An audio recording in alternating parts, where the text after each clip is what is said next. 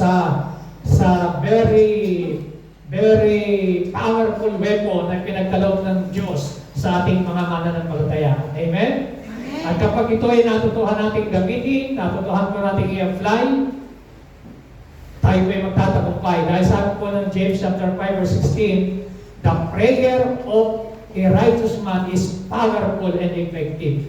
So ang panalangin ng isang taong matuwid ay very powerful. Amen. Naniniwala po ba kayo lang? At very effective. Lahat po ng tao nagpipray. May mga tao nagpipray kay Buddha, nagpipray kay Allah, nagpipray sa kanilang Diyos, sa kanilang pinaniniwala. May mga nagpipray pa sa araw, sa buwan, nagpipray sa mga animals.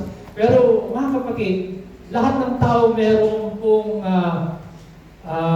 desire na manalangin. Kaya lang po, ay kumisan, mali yung pinapanalanginan at mali yung paraan ng panalangin. Na ito po ang dapat natin matutuhan ngayong araw na ito. Na ang panalangin mga kapatid, ito po ay very powerful and very effective. So hindi lang po ito prayer changes things na nagbabago ng sitwasyon, ng sirkumstansya. Higit sa lahat, prayer changes us. Ba't gumagano? Ang nagpipita. So prayer changes us. Binabago tayo. Unang-una, kapag tayo po ay nananalangin. Sabihin natin, prayer changes us. Tayo ho, unang binabago ng Lord pag tayo nagpipray. So mga kapatid, ang first lesson po natin ay makikita po natin sa Jonah chapter 2 verse 1 to 10. Kayo ho ba'y familiar sa istorya ni Jonah? Amen. So lahat po ng halos mga bata, ito po ay alam nila kasi tinuturo po ang istorya ni Jonah sa children ministry. So baka ho, hindi pa kayo familiar, sino ho ba si Jonah? Jonah yung sa... Ha? Hindi ho anak ni Ate Eva, ha? Si Jonah, Tumakas. alam niyo sa istorya ni Jonah? Di ba siya yung inutusan ng Panginoon na ipangaral ang salita ng Diyos pero sumaway siya. Okay? So, dapat alam natin yung istorya na yan. At dyan kung tayo kukuha ng topic ngayong pong first lesson po natin, Jonah praying in the belly of the fish. Matindi yun. Si Jonah nanalangin sa loob ng tiyan ng malaking isda. Great fish. So, hindi mo tayo 100% kung anong klaseng isda. Dahil ang sabi sa Bible ay great fish. Sa iba po ay sinasabi, whale to. Pero basta ang importante, si Jonah nag-pray sa loob ng tiyan ng isda. Amen ba? Amen. Unusual yung kanyang lugar kung saan siya nag-pray. Hindi po siya nag-pray sa loob ng church. Hindi po siya nag-pray sa loob ng synagogue o sa loob ng simbahan. Nag-pray si Jonah sa loob ng tiyan ng isda. So ang question, bakit doon siya nag-pray? Yan. So hindi po natin maa-appreciate, mauunawaan ng Jonah chapter 2 na panalangin hanggat hindi mo naintindihan kung ano ang nangyari sa Jonah chapter 1. So pag-uusapan po muna natin yung sandali, yung Jonah chapter 1, bago po i-discuss sa inyo yung Jonah chapter 2. Anyway, ang ibig sabihin ng salitang Jonah is dove or pigeon. Ibig sabihin, nagsisignificance ng kapayapaan. Ano? Yan ang ibig sabihin ng Jonah. At dito po sa Jonah chapter 1, verse 1 to 3, dito po natin simulan. Ang sabi dyan, the word of the Lord came to Jonah, son of Amittai, go to the great city of Nineveh and preach against it, because its wickedness has come up before me. So, tingnan niyo po, dito pa lang sa verse 1 na yan, dumating ang salita ng Panginoon kay Jonah. Si Jonah po isang propeta.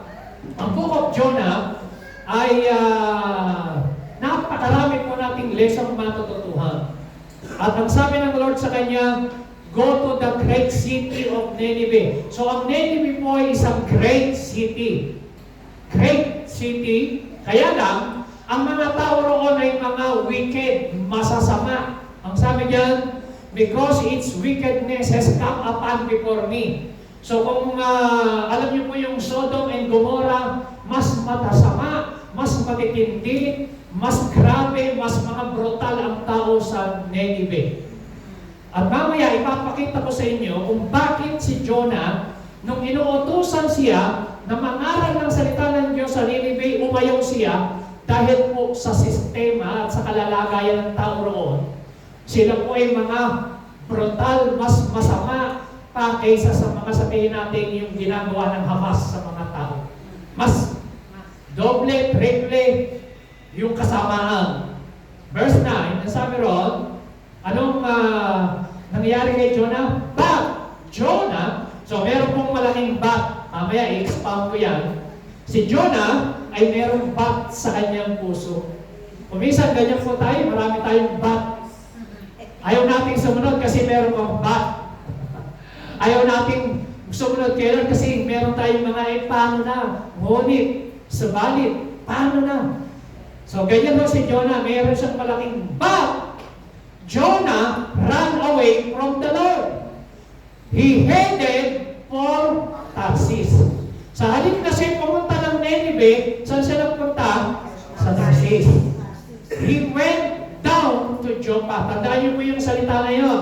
He went down to Joppa. Sabihin natin, he went down to Joppa. So si Jonah, siya po ay bumaba. Pumunta po siya sa Joppa, kung saan ay pumunta po siya sa port at pumunta para sumakay ng barko at sa halip na pumunta ng Nineveh, nagpunta ng Tarsis.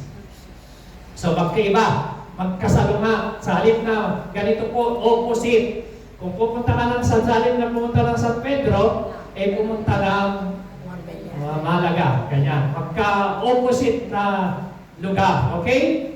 So makikita niyo po, itong reason. Why did Jonah possess such a deep hatred for the people of Nineveh? Number one reason kung bakit ayaw pumunta ni Jonah sa Nineveh. Kasi po, alam natin ang istorya. Pero ang tanong, bakit ayaw niyang pumunta? Eh siya naman ang kanyang trabaho is to preach the word of God. Okay, bakit ayaw niyang sumunod kay Lord? Eh ang Lord ang nag-utos. Number one, Nineveh was the capital city of the Assyrian Empire. At alam niyo po, ang mga Assyrian, they were a fierce and warlike people. Mga mga malulupit na mga tao, ang mga Ninevites. Sila po yung mga barbarian na tinatawag, mga barbaro. Are you listening? Amen. Okay ba?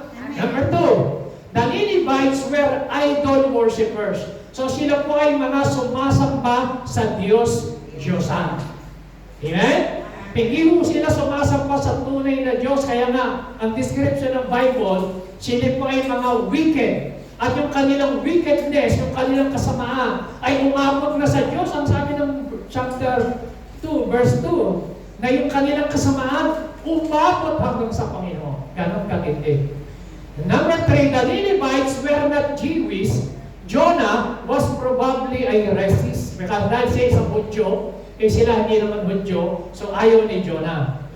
Apat na reason, the Ninevites were known for their cruelty to the people they attacked and they defeated. Alam niyo po ang mga Ninevites, makinig kayo, kung bakit ayaw pumunta ni Jonah, sila po ay sobrang mga malulupit. Yung mga tao, buhay, ang ginagawa nila pagka napag-tripan kanila na gusto kanilang atakihin o patayin, buhay, binapalatan nila ng buhay ang tao. Tapos, hindi lang basta binabalatan, inilalagay sa isang matulis na kahoy, tapos hahayaan siyang mamatay kusa. Ganon sila ka-cruelty. Ano pang ginagawa nila? Yung mga bata, kinukuha nila at pinapatay sa harapan ng mga magulang. Panonoorin ng magulang, kaya mo, yung anak mo, babarilin mo, babalatan, papatayin sa harap mo. Ganon ang ginagawa nila. Pangatlo, kung gaano sila ka-cruelty, yung kanilang mga biktima na inaatake nila, Pinuhuli nila ng buhay, inilulubog nila sa buhangin. Yung ulo lang ang nakalitaw. Tapos, hanggang sila, yung ulo niya ay tukain ng mga mababangis na animal hanggang sa siya mamatay. Ganon sila ka-lupit ang mga Ninevites. Kaya kung ikaw ay uutos ang mangaral, pupunta ka? Halimbawa, meron kayong narinig, pumunta ka sa Hamas, mag-preach ka ng Word of God, sino pupunta? Oh. Alam niyo ba, ang mga Ninevites, sa pag-aaral ko, yung background, makinig kayo, gugustuhin pa nila na the whole city ay mag-suicide kaysa sila mag-fall into the hands of Ninevites. Ganon sila kalupit kasi ang mga Ninevites. And panglima, the Ninevites had focused their attention on Israel. Gusto nilang i-destroy ang mga Hudyo. So kaya mga kapatid, yan ang reason kung bakit si Jonah, nung inutusan mag-preach, umiwas siya. Tumakbo siya. Yan. So sa halip na siya pumunta ng Nineveh, nagpunta ng Tarsis. So kung titignan niyo po mga kapatid, si Jonah, nandun siya sa Joppa, going to Nineveh, 550 miles lang. Pero sa halip na pumunta siya ng Nineveh, saan siya nagpunta? Ilang milya? 2,500 miles. Ang layo! Talagang nagpakalayo-layo itong si Jonah. Kaya anong sabi ng Bible? Jonah ran away from the presence of God. So mga kapatid, isang pong magandang title dito sa chapter 1. You can run away from, you can run but you cannot hide. Pwede kang tumakbo sa Panginoon pero hindi ka pwedeng magtago. Ha? Alam niyo ba na pwede tayong umiwas sa ipinagagawa ng Diyos sa atin? Pwede mo tayong tumakbo sa ating mga responsibility, sa ating assignment, sa ating mission, pero hindi ka makakapagtago. Kapag may calling ka, tatawagin ka ng Panginoon. Amen? So, okay. So, bibigyan ko kayo ng pinakabuo sa madaling pag-aaral ng Jonah chapter 1. So, number 1, makikita natin sa verse 1 and 2, meron siyang assignment. Anong assignment niya? To preach the Word of God. Alam niyo mga kapatid, lahat po tayo, meron po tayo kanya-kanyang assignment. Amen? Ano ang assignment natin? Hindi lang po tayo pumunta sa church at makinig. Meron kang assignment to preach the Word of God. Sabihin mo sa katabi mo, you have an assignment. To preach the Word of God. Amen? So, meron tayong assignment, mga kapatid. Hindi ka na born again para pumunta ka lang ng langit. May assignment ka na kaya ka unang nakakilala kay Lord para mag-share ka rin ng salita ng Diyos sa iyong anak, sa iyong pamilya, sa iyong mga kamag-anak, sa iyong mga kasambahay na hindi pa nakakakilala sa Panginoon. Amen? So, si Jonah, nagre-represent siya sa atin. So, una, si Jonah meron siyang assignment. Pangalawa, si Jonah po ay umiwas. Jonah's avoidance, verse 3, nag-run away siya. Hindi sa sumunod. Mga kapatid, pwede po tayong umiwas sa calling ng Panginoon, pero hindi ka makakatago kahit sa pumunta, hahabulin ka ng Lord pag may calling ka. Amen? Amen ba? Basta't ikaw ay may tawag kay Lord, mga kapatid. At lahat po tayo may tawag. Anong tawag sa atin ni Lord? To preach the Word of God. To go and preach. Kaya ang sabi sa kay Jonah, go and preach. Go and preach. Alam niyo mga kapatid, yun ang tinatawag na Great Commission. Sabi niyo, Great Commission. Great Commission. Pagay niyo po, ang Panginoong Jesus, bago siya umakyat, iniwan niya ang Great Commission. Sabi niya sa mga disciple, go and preach the Word of God to all nations and teach them to obey and baptize them. Ang sabi ng Panginoon, in the name of the Father, the Son, and the Holy Spirit. So, Great Commission, hindi po para lang sa mga disipulo, hindi lang para sa mga apostol, hindi lang para sa mga pastor, hindi lang para sa mga propeta, mga lingkod, lahat ng mananampalataya. Gusto kong i-remind kayo, meron po tayong Great Commission to preach the Word of God. Palakpakan natin ang Panginoon. Amen? And number 3, ano nangyari? Ang Diyos ay naggawa ng aksyon. Ang akala ni Jonah, makakatago nagtago siya sa Panginoon. Makikita nyo sa verse 4, ang Diyos ay nagpadala ng great wind. Great wind. Yan, sabi ng verse 4, then the Lord sent a great wind on the sea. So itong si Jonah, nung bumili na siya ng ticket at sumakay ng barko, akala niya, kumpante, papalayo siya sa Ninive. Alam niyo, gumawa ng action ng Panginoon. Ang ginawa action ng Lord, sabi ron, then the Lord, basahin niyo nga po, the Lord sent great wind on the sea. Sino nagpadala ng malakas na hangin? Si Lord. At sabi ron, and such a violent storm. Sino nagpadala ng violent storm? Si Lord. Meron palang storm at meron mga hangin na kumisan, inaalaw ni Lord na nangyayari sa akin kasi may purpose, may dahilan. Pero ni isa, sa barko na yon, walang namatay. Bakit? Kasi si Jonah ay init siya sa dagat. Natatanda niyo ba yung istorya? Amen? Yes, amen. Dahil naalaman nila, tinanong nila kung bakit nag-usap-usap ang sailor, yung kapitan ng barko, nag-usap-usap sila, yung mga tripulante, bakit kung ano nangyayari. Kasi ngayon lang sila, for the first time, naka-encounter ng ganong katinding hangin sa kanilang paglalayag. Ganon lang sila, noon lang sila naka-encounter ng violent storm. Sabi niya tayo, violent storm. Violent storm. So mga kapatid, kapag ho pala ang isang Kristiyano ay umiiwas sa calling ng Panginoon, pag tayo ay nag-disobey kay God, pwede kang makaranas ng violent storm. O kaya makaranas ka ng great wind sa buhay mo hanggang matuto tayong sumunod. Amen. Ha? Amen. Sila na nagpadala ng wind and storm. Wala ho alam niyo po, actually, itong si Jonah, alam niya eh. Dahil siya po ay, alam niyo ang ginawa ni Jonah? Pag binasa niyo ang Jonah chapter 1, wala kayong mababasa na si Jonah ay nag-pray. Kahit ismisan. Nag-pray lang siya sa chapter 2 nung nandun na siya sa tiyan ng isda.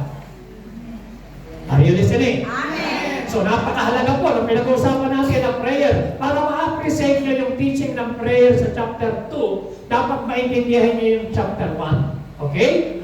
So, then the Lord sent a great wind on the sea. Bigla hong imagine, payapang-payapa, bigla na lang hong umalo ng napakalakas. Siyempre, pagka malakas ang hangin, yung hangin hindi mo nakikita, tama? Amen. Pero yung hangin, pwedeng humampas sa tubig at yung hangin mag-cause ng malaking wave. At dahil sa malaking wave na yon, yung barko, pwedeng pasukin ng tubig at pwedeng lumubog yung barko. Yes. Amen? Amen. So, pero yung, tingnan nyo, listen, yung wind na hindi mo nakikita, there is God na hindi mo nakikita. There is powerful God, omnipotent God, omnipresent God na hindi mo nakikita behind the wind and behind the storm.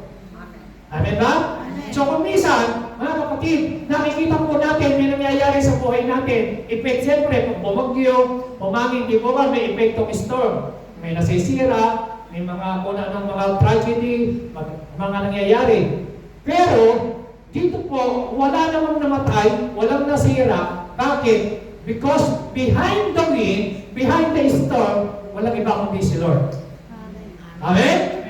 Ang reason lang pala, kaya nagpadala ng malakas na hangin at violent storm dahil merong sakay ang barko na yan na tumatakas kay Lord. Sabi mo sa katabi mo, hindi mo pwedeng takasan si Lord.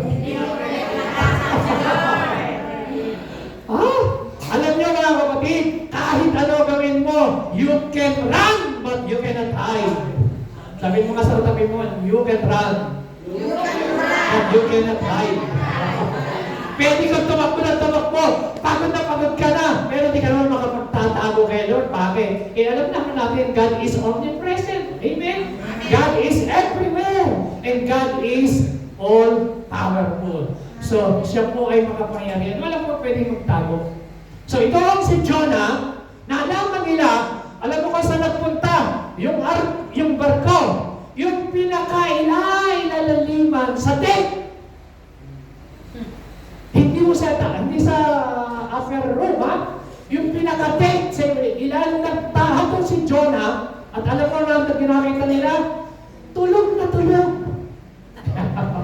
Imagine, nagpapanik ang lahat ng mga sakay ng barko. Alam niyo, sabi ng kapitan ng barko, lahat kayo, tumawag na kayo sa kanya-kanya Diyos niyo.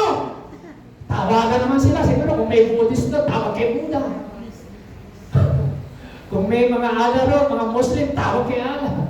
Kung mga kaya Catholic doon, tawag kay Mary. Kanya-kanya tawag eh. Tawag kay Santo. Ganyan rin. Kasi sabi ng Bible, mag-pray na kayo sa Diyos niyo. Dahil lulubog tayo, makatindi, great wind and violent storm ang na-encounter natin.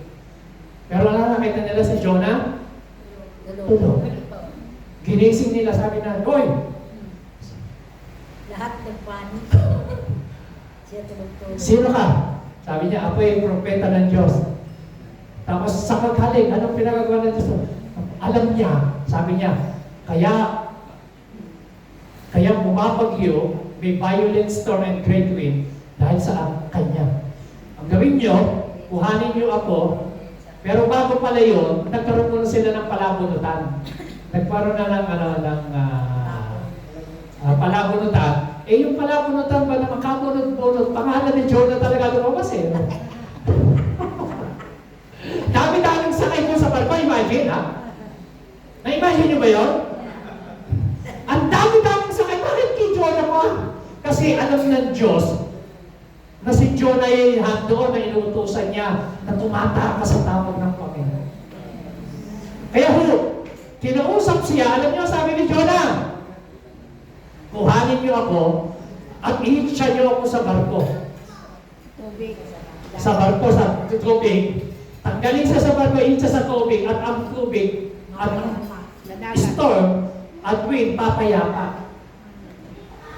Alam niyo po ba yung mga tripulante nagsipagtanggalan naman, nagsipagtapon na sila ng mga kargamento nila kasi natakot na silang lahat at lulubog. Pero nung sila'y sumunod sa sinabi ni Jonah na itapon siya sa tubig, instantly, imagine instantly biglang pumayapa ang alon.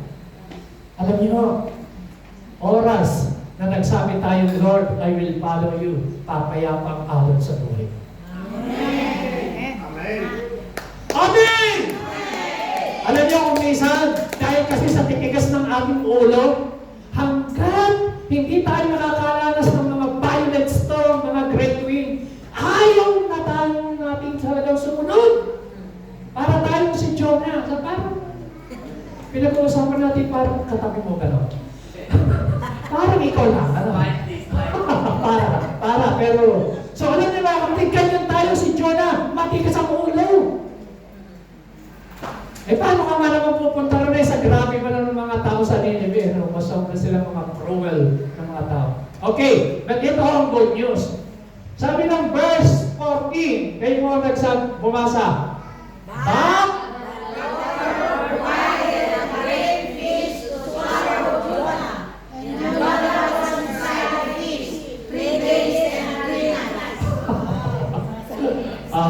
sabi ko sa inyo kanina, tandaan niyo po yung salitang but. Si Jonah, okay, baka nalimutan niyo, balikan natin sandali. Ayan, sabi ng verse 3, but Jonah ran away from the Lord.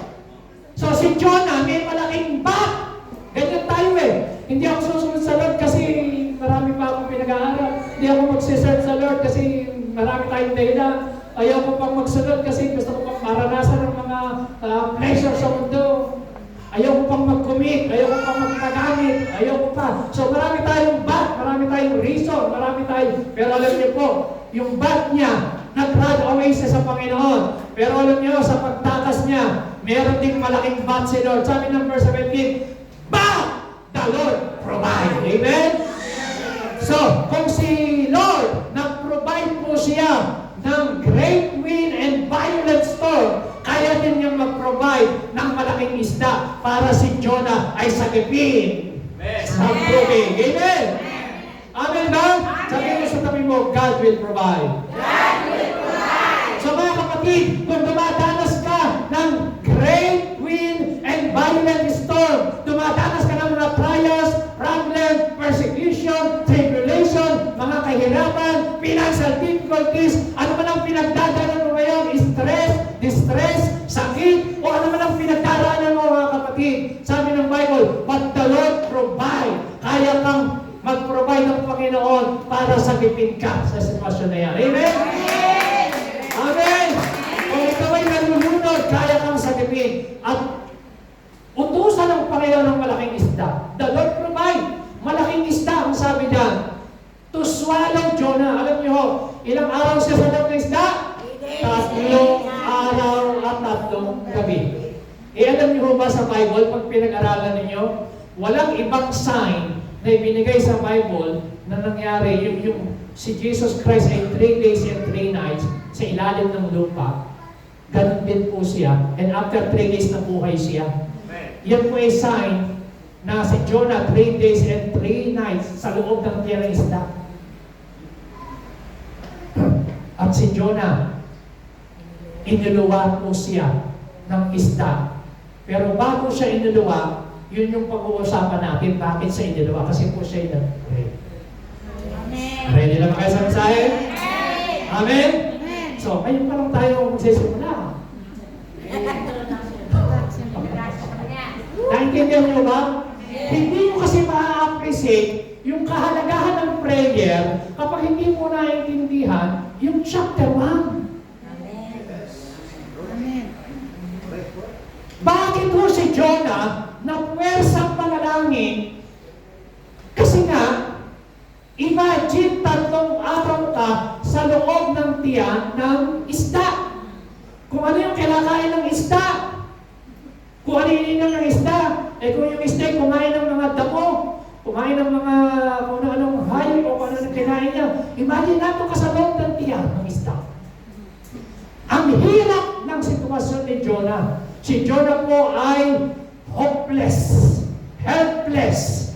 Yung kanyang sitwasyon, desperate. Kaya ho, ang sabi po ng chapter 2, I call in the Lord in my distress. Talaga ho, because of his disobedience, it leads to his destruction, disappointment, and distress sa buhay ni Jonah. Because of his disobedience.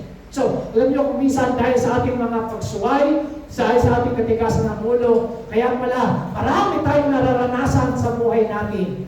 So, hindi pumapayapa ang alon, hindi pumapayapa ang dagat hanggang hindi tayo nagdidesisyong sumunod. So, mga kapatid, gayahin po natin si Jonah. Amen? Amen. Amen. So, una, okay, Jonah chapter 2 verse 1. Lesson number 1 about prayer. Sabi dyan, kayo pumasa, then Jonah prayed to the Lord his God from the fish belly. So mula doon sa stomach, itong si Jonah nag-pray. So unang lesson about prayer, prayer is offered to God. Ang panalangin ay naka-address sa Diyos. Amen? Amen ba na?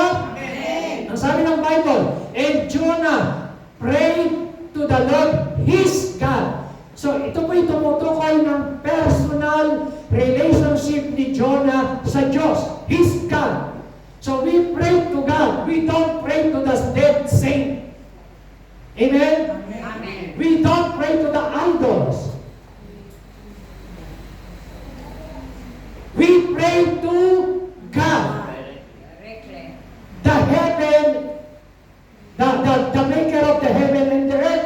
Anong sabi ng John 1:1? In the beginning, God created the Word. And Genesis 1:1 and John 1:1. In the beginning was the Word, and the Word was with God, and the Word was God. And Genesis 1:1, in the beginning, God created everything. Lahat. God created. So, doon tayo nagpipray sa God. Sa Hebrew word, self-existent. Ibig sabihin, ang prayer po mga kapatid, prayer naka-address sa God in the name of Jesus through the power of the Holy Spirit. Amen? So, nagpipray tayo sa Ama. Kaya nga, sabi ron, then Jonah prayed to the Lord his God. Amen? Personal relationship. So, hindi ka makakapag-pray kay Lord nang wala kang personal na relasyon sa Panginoon. Amen. Kaya number 1, prayer is offered to God. Okay? And number 2, prayer is not limited by geography. Jonah prayed from the fish belly. Saan siya nag-pray? Saan siya nag-pray? Sa kanya, sa loob ng tiyan ng isda. Ilang araw siya doon at pray? 3 araw. Alam niyo mga kapatid, hello, are you listening? Kung minsan pag nakakaranas ka ng problema, nakakaranas ka ng mga kapigatian sa buhay, doon ka na napupersa kang lumuhod sa Panginoon. Amen. Naranasan niyo ba yun? O ako lang nakakaranas doon? Naranasan niyo ba pag meron kang matinding pangailangan, may matinding ka na-encounter ng mga problema, kahirapan, kabigatan, natututo kang mag-pray kahit nasan ka. Kahit nagmamaneho ka. So mga kapatid, prayer is not limited by geography. Hindi mo nalilimitahan ang pananalangin natin sa lugar. Hindi lang po tayo inuutosan ng Lord na mag-pray sa loob ng church. Pwede ka mag-pray kahit sa loob ng CR. Ha? Pwede ka mag-pray kahit nagdadrive ka. Huwag ka lang pipikit. Kahit nagkakating ka. Pero pwede ka mag-pray. Amen? Huwag ka lang pipikit, ha? Pag nag-pray ka. Kasi po, yung iba, akala nila pagka ako nag-pray, lagi nakapikit. Pwede ka nag-pray na nakadila. Amen? Pwede ka mag-pray kahit na naglalakad ka. Pwede ka mag-pray. Anywhere, everywhere, you can pray. So, hindi ho nalilimitahan ng lugar, ng location, ang panalangin mo. Kahit nandito ka sa Spain, ang panalangin mo ay pwedeng makarating ng Pilipinas. Amen? Kahit nandito ka sa Spain, ang panalangin mo pwedeng makarating ng Amerika. Pwedeng makarating ng iba't ibang parte ng panig ng mundo. Ang prayer mo ay parang nuclear bomb na pag nag-pray ka, very powerful ang iyong panalangin. Amen? So, hindi mo nalilimitahan ng place, ng lugar ang panalangin. Number 3, prayer is a call o cry. Ang sabi ng verse 2, samahan niyo po ako mag-pray. He said, in my distress, I called to the Lord, and He answered me. From the depths of the grave, I called for help, and you listened to my cry. So, tingnan niyo po, prayer is a call, and prayer is a cry. Amen. Kailan siya nag-pray? In my mga kapatid, huwag na nating hintayin na bago tayo matutong lumuhod, bago tayo matutong tumawag, bago tayo matutong umiyak sa Panginoon, ay meron pang mangyari sa ating distress. Pero si Jonah, bago po siya natutong manalangin, sabi ko sa inyo, sa chapter 1, hindi siya nag-pray. Nung siya pumunta ng Tarsis, hindi siya nag-pray. Nung siya bumili ng ticket ng barko, hindi siya nag-pray. Nagdesisyon lang siya sa sarili niyang tumakas sa Panginoon. So, nakaranas siya ng stress, distress, affliction, problema sa buhay because of his disobedience. So mga kapatid, prayer is a call. Sabi niyo, prayer is a call. Prayer is a call. Tawag ka lang sa Panginoon. Kung ikaw ay nalulunod, kamukha ni Pedro, nung siya ay nalulunod na palubog sa tubig, tumawag siya, sabi niya sa Panginoon, Lord, save me! Maiksi lang ang kanyang prayer. Sabi niya, save me! Alam niyo, inunat ng Panginoon ng kanyang kamay, iniligtas si Pedro at sinagip siya sa kanyang pagkakalunod. Alam niyo mga kapatid, sa panahon na ikaw ay nakakaranas ng stress, problem, ano pang sitwasyon na na-encounter mo sa buhay, call unto the Lord, cry out to God. Ano sabi niya? And He answered me. Hallelujah. Palakpakan natin ang Panginoon. Amen? Ang sagot ay nakukuha natin sa panalangin. Amen ba? So prayer is a call. So ang pagtawag, mga kapatid, two-way yan. Communication. Kinakailangan, hindi lang po one way ang tinawagan mo tapos yung kausap mo, hindi mo na inintay yung sagot. So ganoon din po ang prayer sa Panginoon. Ang panalangin, mga kapatid, ay pag-iyak sa Panginoon. Amen. Naalala niyo po si King Hezekiah? Yes. Nagkasakit, mga kapatid, maluba. Yung sakit niya, ikamamatay niya, nagpili na siya sa kanyang mga pamilya na mamamatay na siya. Alam niyo po, sabi ng Bible, Hezekiah turned to the wall and cried. Umiyak siya. Tapos ano sabi ng Bible? Now, I have seen your tears and I have heard your prayer.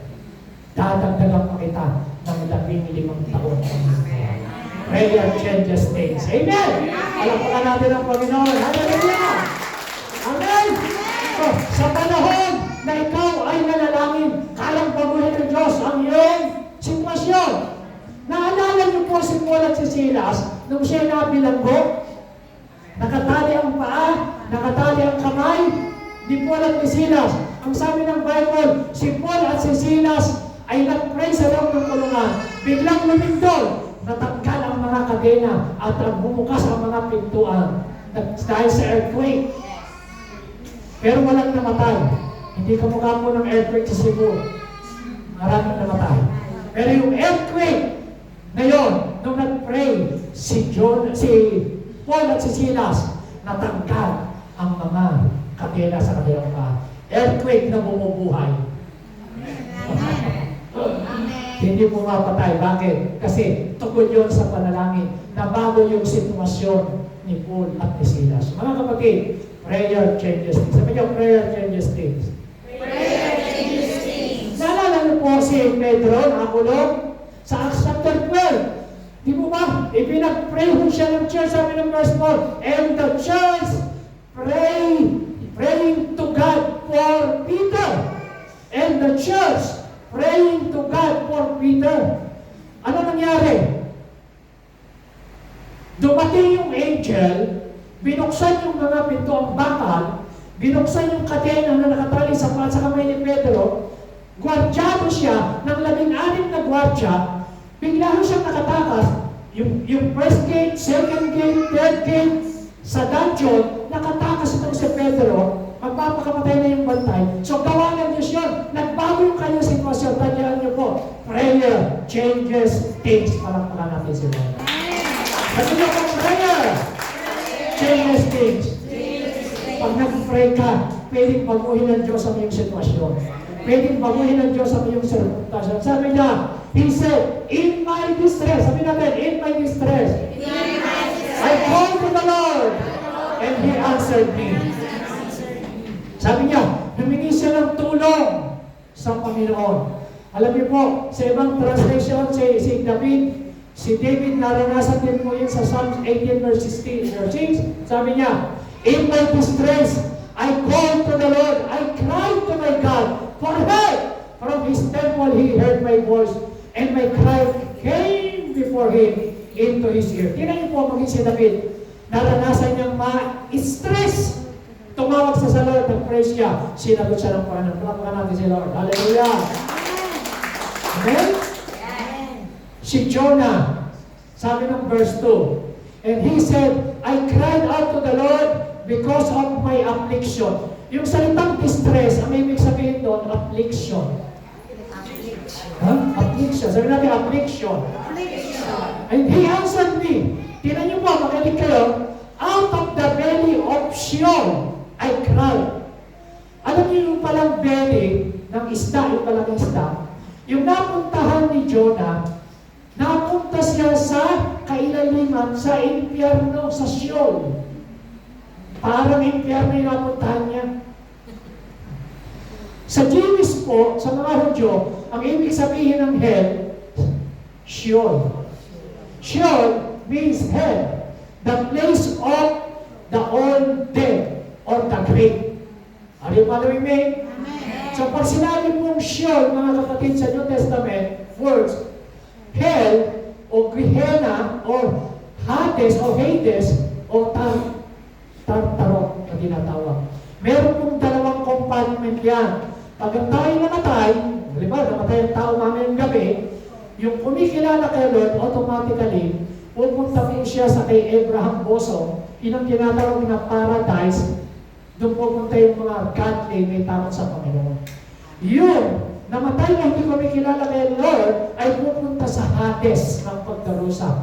Nakakaranas siya ng eternal suffering doon. So, ang tawag doon, mababasa niyo yan sa Lazarus and the rich man. Okay? So, hindi po yan ang topic ko. Gusto ko lang mo bigyan ng diin. Yung napuntahan ni Jonah, sa kanyang pag-iwas, sa kanyang pagtakas sa calling ng Lord, napunta siya sa parang impyerno. Alam niyo mga kapatid, maraming tao, dahil sa ating, because of our disobedience, ang buhay natin kumisan mo lang parang mala impyerno. Di ba? Yung mga karisahan ng gano'n. Ano bang buhay to? Ang buhay ko mukhang nasa impyerno. Buhay na buhay pero mukhang impyerno. Walang kapayapaan sa bahay, away ng away, walang katahimikan, puro higsigawan, puro kaguluhan, distraction, walang pagkakaisa, walang pagmamahalan. So parang impyerno ang buhay. Yan po ang nasa lakan ni Jonah dahil sa kanyang pagsuway. Okay pa ba kayo? Amen. So, mga kapatid, sabi dyan, Matthew 27 verse 46, si Jesus Christ, sumigaw siya at umiyak nung sinapa ako sa cross. Sabi niya, about the ninth hour, Jesus cried out in a loud voice. Anong kanyang sigaw? Eli, Eli, lama sabachthani, which means, my God, why have you forsaken me? Tanong, mga kapatid, makinig kayo. Bakit si Jesus Christ pinabayaan ng Panginoon kung siya nakapako sa krus? Hindi ba mahal siya ng Ama? Hindi ba siya anak ng Diyos? Eh bakit nung siya nakapako na sa krus, nag-pray siya sa krus, umiyak, sumigaw ng malakas, why have you forsaken me? Alam niyo kung bakit? Kasi lahat ng kasalanan ng tao, kasalanan ko, kasalanan mo, kasalanan ng mundo, napunta kay Jesus. 2 Corinthians 5:21, si Jesus na walang kasalanan ay naging makasalanan dahil sa ating mga kasalanan so that we might receive the righteousness of God. Amen? So kaya po tayo, tinubos ni Kristo. Ibig sabihin, yung kasalanan natin, binayaran ni Kristo. Hallelujah! Siya yung nagbayad. Kaya hindi matingnan ngayon ng Ama si Kristo kasi siya po ay naging makasalanan. Dahil kasalanan ko, napunta sa Kanya. Imagine, kung isang tayo magnanakaw, si Kristo naging magnanakaw. Kung isang tayo mamamatay tao, si Kristo naging mamamatay tao. So, kung tayo ay wicked, si Kristo gano'n kasi kasalanan ng tao napunta sa Kanya.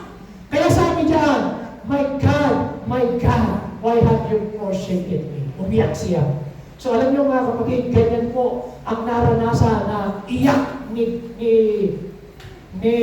Jonah. Alam niyo, pag binasa natin mamaya, makikita niyo, si Jonah, dumating sa kanyang pakiramdam niya, iniwan malayo ang Diyos sa kanya.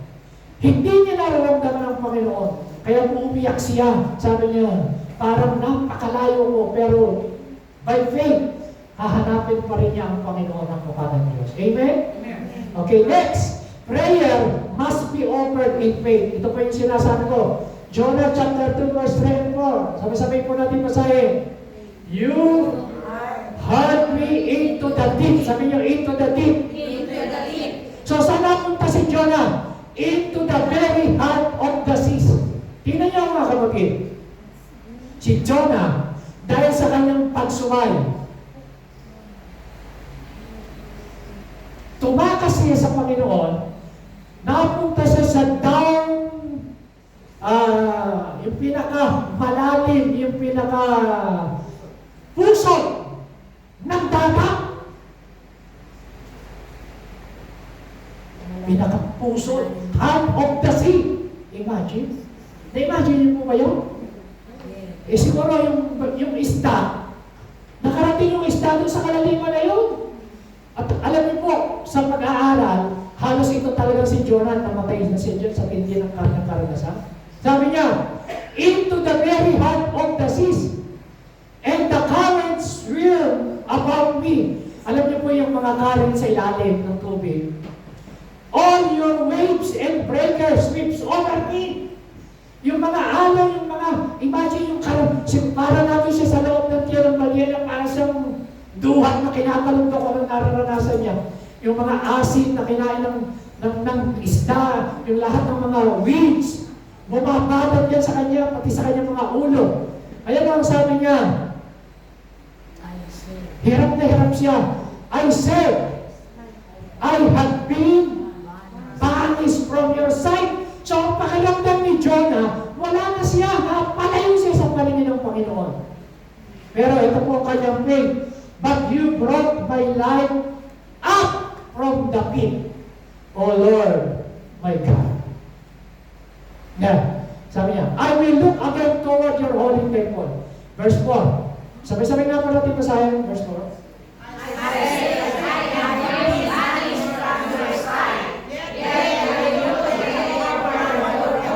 Naintindihan niyo po ba yan? Ang sitong si Jonah, sa pakiramdam niya, hindi niya nararamdaman, ang layo-layo niya na sa Panginoon, pinabaya. Alam niyo, ganyan po tayo minsan eh. Alam niyo, hindi ho sa lahat ng pagkakataon, nararamdaman mo yung presensya ng Diyos. Hindi sa lahat may gana kang mag-pray, hindi sa lahat ng pagkakataon may gana kang magpunta ng church, gumising ng maaga, maligo, pumunta sa church. Hindi naman. Pero kahit na ang pakiramdam mo, ang feeling mo, kontra sa sinasabi ng salita ng Diyos, sabi ni Jonah, yet I will look again toward your holy temple. Pupunta pa rin ako sa church, magsisimpa rin pa rin ako. Amen? Kahit sa pakiramdam ko, alam niyo, naranasan niya ni David nung siya nagkasala. Sabi niya, cast me not away from thy presence, O Lord. Restore unto me the joy of my salvation. So mga kapatid, yan po ang karanasan ni Jonah. So si Jonah, ang pakiramdam niya, nawala na siya sa paningin ng Panginoon. Magsabi niya ang kanyang faith, I will look again toward your holy temple. Pupunta pa rin ako sa church by faith. By faith, mararanasan ko pa rin ang presensya ng Panginoon. Amen? Amen. Palakaman natin sila. Hallelujah. Mga kapatid, ano ba lang yung pakiramdam? Kung minsan yung pakiramdam mo, kontra sa sinasabi ng salita ng Diyos, ang mga Kristiyano, hindi nabubuhay tayo sa pakiramdam. Hindi tayo nabubuhay sa nakikita. Hindi tayo nabubuhay sa nadadama. Nabubuhay tayo sa pananampalataya. Nabubuhay tayo sa sinasabi ng salita ng Panginoon. Amen? Sabi mo, I will look again toward your holy temple. Ang ibig sabihin po dito ni Jonah, hahanapin ko ang mukha ng Diyos. Pupunta ako sa church. Makikinig pa rin ako. Mag-charge pa rin ako. Ano man, maramdaman ko sa hindi. Magsisimba pa rin ako. Yan po ako sa sabihin ni Jonah. Amen? And Jonah, chapter 2, verse 5 to 6. Verse 5, kayo pabasa. The engulfing waters threatened me. The deep surrounded me. Seaweed was wrapped around my head. Imagine niyo po, nakakita na namin yung mga seaweeds. Gusto natin kainin yan, di po ba? Nakakain na ba kayo seaweeds? Yes. Alam niyo po, si Jonah, yung seaweeds daw po, napapalibutan ng, kasi pagkain ng isda yun eh. Yung kanyang ulo. Alam niyo, tinignan ko, meron po yung ibig sabihin, kapag talagang ikaw ay tumakas sa Panginoon, yung ulo mo, wala kang kapayapaan. Para kang napapalibutan ng mga seaweeds sa ulo mo. Wala kang puro kabalisahan, puro takot, puro yan ang nangyayari kapag tumatakas tayo sa Panginoon. Sabihin mo sa katabi mo, you can run but you cannot hide. You can run but you cannot hide. Ang akala ni Jonah, nung siya pumunta palayo sa Tarsis, papunta ng Tarsis, nakatakas siya. Ang akala ni Jonah, nung siya nagpunta roon sa ilalim sa deck ng barko, natulog, tapos na. Hindi siya makikita. Ang akala ni Jonah, nung siya inut siya sa tubig, tapos na. Eh ang Diyos nagpadala ng isda. Sinakip siya. 3 araw. Nung iniluwa saan? Sa Nineveh. Malapakan natin ang Panginoon. Pero ito ho, gusto ko makakita nyo. Sabi niya, to the roots of the mountain, I sank down. Sabi niya, down. Mga kapatid, pinag-aralan ko po yung salitang down. Tiniyo yung pinaka-ugat daw ho ng bundok. Imagine yung bundok, yung pinaka-root, yung pinaka-ilalim doon, ganun, ingalit tulad ni Jonah, yung kanyang downfall, yung kanyang pagbagsak, yung kanyang sitwasyon, dahil sa kanyang pag-iwas at pagtugon sa tawag ng Diyos. Ang sabi ron, I sank down. Sabi niyo, I sank down. Tandaan niyo po yung salitang down. The earth beneath buried me in the forever. But you brought my life up from the pit. Oh my God. Ito po. Tinignan ko po yung down. Pinag-aralan ko po sa chapter 2 at sa chapter 1. Ito po ang nangyari. Yung kanyang pagbagsak at pag-down ay gradual. Una, he goes down to the port city of Jonah. Number 1 down. Pangalawa, he goes down to get a boat. Pangatlo, he goes down below deck to the innermost part of the ship. Pang-apat, he lays down to go to sleep. Nakatulog si Jonah. Then pang-lima, he falls into a deep sleep. Meron matulog dyan? He falls into a deep sleep. Alam nyo, yung mga laziness at pagtulog, yan ay palatandaan na hindi normal, no? Maliban na lang talaga tayo, talaga tayo ay puyat na puyat. Pero itong si Jonah yung kanyang pagtulog, pagtakas yun. Akala niya, normal. Next, the sailors throw him overboard and goes down below the ship into the open water. Sige nyo, nandun siya sa pinakamailalim na below deck, kinuha siya, napunta siya sa pinakamalalim na pusod ng dagat hanggang makarating ng Sion. He goes down inside the beast. He goes down into the heart of the sea. Yeah. And he goes down to the roots of the mountain and the real of the dead. Yung lugar ng mga patay nakarating niya yung Sion. Dahil lang sa pagsuway niya sa Panginoon. Alam niyo mga kapatid, yung pagbagsak natin ng tao kumisan gradual. Akala nila, kahit di naman ako nag-church, pinagpapala ako, okay lang yun. Kala ko lang yun. Sa una. Pero pag nakita ni Satanas na merong open door at nakapasok siya, doon ho, ang kaaway, lagi ho siya naghahanap ng masisira. Amen? Bigyan ko yung example. Paano nakapasok? Pagka alam yung magnanakaw, naghahanap niya ng opportunity ng open door. Ang Satanas. Si Satanas, naparito to steal, to kill, and to destroy. So pag may bukas na pintuan, nagnanakaw siya. Di ba yung mga magnanakaw, tinitingnan niya, bukas ang bahay, bukas ang pinto, bukas ang bahay, bukas ang bintana. Sumisingit pag may opportunity. Ha? Hindi ko sinasabing may magnanakaw dito, pero ang magnanakaw, tsumechempo yan. Hindi mo kilala, hindi mo nakikita. Dahil siya po ay magnanakaw. Hindi siya nag-aabiso. So, ganoon din po si Satanas. Si Satanas, pagkahon tayo ay nakitaan ng entry point, sabi niyo entry point, pwede siyang nakawin. Pwede niyang nakawin ang iyong kapayapaan, nakawin ang iyong pananampalataya, nakawin ang iyong pagmamahal sa Panginoon, sa salita ng Diyos, pero pwede niyang nakawin ang iyong commitment, pwede niyang nakawin ang iyong kagalakan ng paglilingkod sa Diyos kapag nagkaroon siya ng open door. So si Judas, paano napasok ni Satanas? Ano ang entry point? Dahil sa pagmamahal niya sa pera. Yung kanyang grade ay tumaas na tumaas. Grade 1, grade 2, hanggang grade 12. Kanyang grade, kaya kung pinagkatulan si Kristo. Si Eva, si Adan, paano napasok at natukso ni Satanas? Ano ang entry point ni Eva ni Adan? Deception. Sabi ni Satanas, kung ikaw ang tunay nga ba at sinabi ng Diyos na kapag kinain mo maging katulad ka ng Diyos. Pinagduda, doubt. So ang entry point, deception and doubt, kaya nakapasok si Satanas kay Eva kay Adan. Yun ang entry point. Si Saul, bakit pinili siya ng Diyos? Bakit ang ending ng buhay niya, pumunta sa mangkukulam, nag-suicide? Ano ang entry point, nakapasok si Satanas sa kanyang buhay? Selos! Nagselos kay David. Kaya sabi mo sa tabi mo, mag-ingat ka sa selos. Entry point yan. Ha? Amen ba? Entry point yan. Yung selos. Maraming pumapatay dahil sa selos. Entry point yan, galit sa mga nalawin. Sabi mo sa katabi mo, mag-ingat ka sa selos.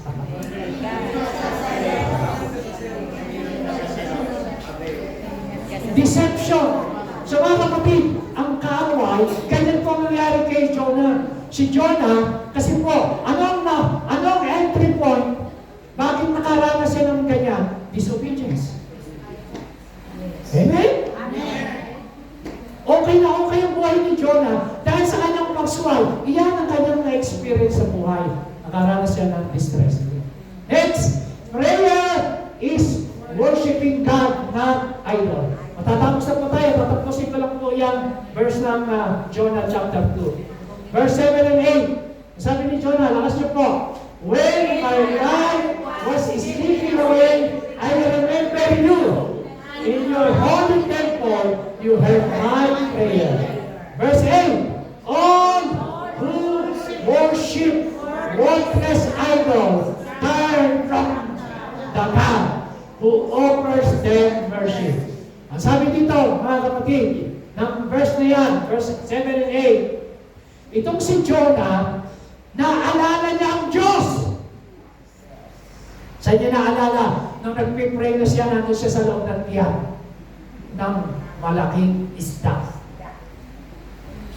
Doon siya nagpray, sabi doon, and you heard my prayer. At ang sabi ng verse 8, lahat ng sumasamba sa Diyos-Diyosan, so mga kapatid, sinasabi natin ay pastor, hindi naman ako sumasamba sa Diyos-Diyosan. Mga kapatid, kapag mas mahal mo ang iyong trabaho kaysa Diyos, Diyos-Diyosan mo yan. Pag mas mahal mo ang anak mo kaysa sa Diyos, Diyos-Diyosan mo yan. Pag mas mahal mo ang kagwapuhan mo, kagandahan mo sa Diyos, Diyos-Diyosan yan. Pag mas mahal mo ang boyfriend mo, girlfriend mo kaysa sa Diyos, Diyos-Diyosan yan. Pag mas mahal mo ang career, ang posisyon mo, ang power kaysa sa Diyos, Diyos-Diyosan yan. Ang ibig sabihin ng Diyos-Diyosan, mas pinapalahatan, mas mahal mo kaysa sa Diyos. Ang tawag dyan ay idolatry. Nakikinig niyo po ako? So kaya sasabihin niyo, basta wala akong taong Diyos-Diyosan eh. Woo! Maniwala ako. Meron kang Diyos-Diyosan. Pag meron kang mas mahal, na higit sa number 1 kaysa sa Diyos, tawag dyan ay idolatry. Hindi ko sinasabing tayo ay dapat mga kapatid. Kaya sabi doon, all who worship. Basahin naman ulit, verse 8. All who worship worthless idols To God. So yung sumasamba sa Diyos-Diyosan, dapat sumamba sa Diyos. Bakit? Siya ang nagbibigay ng mercy. Amen? Okay, yun naman sabi ng verse 15. Psalms 15, verse 4 to 8. So, ang mga sumasamba sa Diyos-Diyosan, ano po ang idol? But their idols are silver and gold, made by the hands of men. Meron silang bibig, pero hindi nagsasalita. Meron silang mata, but cannot see. Meron silang pakinig, but cannot hear. Meron silang ilong, but cannot smell. Verse 7, meron silang kamay, pero hindi daw po nakakahawak. nakaka-feel, nakakatama. O, meron silang paa, pero hindi nakakalakad. Kailangan pang buhatin. Mga kapatid, ang Diyos natin, hindi natin binubuhat. Tayo ang buhat-buhat ni Lord. Amen? Amen o na? Pero ito ang matindi, verse 8. Those who make them will be like them. Ang lahat ng sumasamba sa Diyos-Diyosan, magiging katulad sila ng sinasamba nila. Meron silang mata, hindi nakakakita. Kaya nga mabulag eh. Merong tainga, hindi nakakarinig. Merong bibig, hindi nakakapagsalita. Those who make them will be like them, and so will all who trust in them. Yung mga nagtitiwala sa Diyos-Diyosan, magiging kamukha nila ang Diyos-Diyosan. Mga kapatid, ang good news, tayo, ang sinasamba natin, Diyos na buhay, na may gawa ng langit at lupa, Diyos na makapangyarihan. Amen! Amen! Kaya po tayo, to be like God, nagiging kamukha tayo ng Panginoon sa pananampalataya, sa buhay, sa pagmamahal, at sa karakter. Amen? Pero yung sumasamba sa Diyos-Diyosan, nagiging kamukha nila yung Diyos-Diyosan sinasamba nila. Okay? Kaya yung mga sumasamba sa Euro, tingnan yung mukha. Nagiging kamukha nila ang Euro. Okay? Last, sabi dyan, prayer is offered. Dalawang verse na lang. Prayer is offered with thanksgiving. Verse 9, sabi natin masahin. But I, with a song of thanksgiving, will sacrifice to you what I have vowed. I will make good. Salvation comes from the Lord. Sabi natin, salvation comes from the Lord. So, pinan niyo po si Jonah, nagbago yung kanyang perspective sa prayer. Nagbago yung pananaw niya. Sabi niya, susunod na ako sa iyo. Yung pangako ko sa iyo, gagawin ko na. Hallelujah. Amen? Prayer changes us. Alam niyo po, baguhin ng Diyos ang iyong sitwasyon, mas interesado siya na mabago yung ating puso, mabago yung ating karakter, mabago yung ating attitude. Si Jonah, nagbago na siya dyan ng kanyang perspective. Sabi niya, with a song of thanksgiving, yes, what I have vowed, I will make good. Ibig sabihin niya, yung kanyang panata, yung kanyang pangako, sige Lord, susunod na ako, pupunta na ako sa Nineveh. At alam niyo po, yan yung last, ang last, yung sa Nineveh, God answered prayer. Verse 10, basahin niyo po ng malakas. And the Lord commanded the peace, and it vomited Jonah unto dry land. God answers prayer. Sabi niyo, God answers prayer. Tayo po natin tumayo. Mga kapatid, sa dinami po ng explanation ko sa prayer na natutuhan natin sa buhay ni Jonah, ang pinaka-importante kung bakit tayo dapat manalangin, because God answers prayer. Amen. Sinagot pa ng Diyos yung panalangin ni Jonah? Yes. Ano sabi ng verse 10? And basahin mo ulit. And the Lord commanded the peace, and it vomited Jonah. Kung siya isinuka sa dry ground, doon tayo sa Nineveh. Bakit? And the Lord commanded the peace. So kanina, nung siya init siya sa dagat, and the Lord provided the peace. Dito ko inutusan niya. Sa ibang translation, and the Lord spoke to the peace. Nagsalita siya. Alam niyo po ba, kahit yung uwa, inutusan ng Diyos para makainin si Elijah, makita niyo. Dinagan siya ng tinapay. Alam niyo mga kapatid, nung sa panahon ni Kristo, sinasabi ng mga tao na kailangan bayad ng tax. Inutusan ni Jesus Christ si Pedro kumuli ng isda. Nung yung isda ay buka yung bibig, merong pera sa bibig, kinuha pinagbayad sa tax.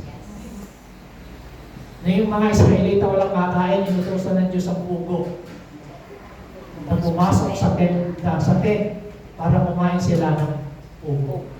Mga kapatid, God, the Lord commanded the peace. Kaya niyang utusan. Kung meron kang mabigat na sitwasyon sa iyo, kaya niyang utusan. Kung may pangangailangan ka, kaya niyang utusan kahit mga unbeliever para i-bless ka. Amen? Amen. Amen ba? Amen. Kayang hipuin ng Lord ang amo mo para i-bless ka. Kayang hipuin ng Lord yung mga hindi mo ina-expect. So mga kapatid, sa ating pong pagwawakas, Sabi niyo, God answers prayer. Yan po ang pinaka-importante. Bakit tayo kinakailangan manalangin?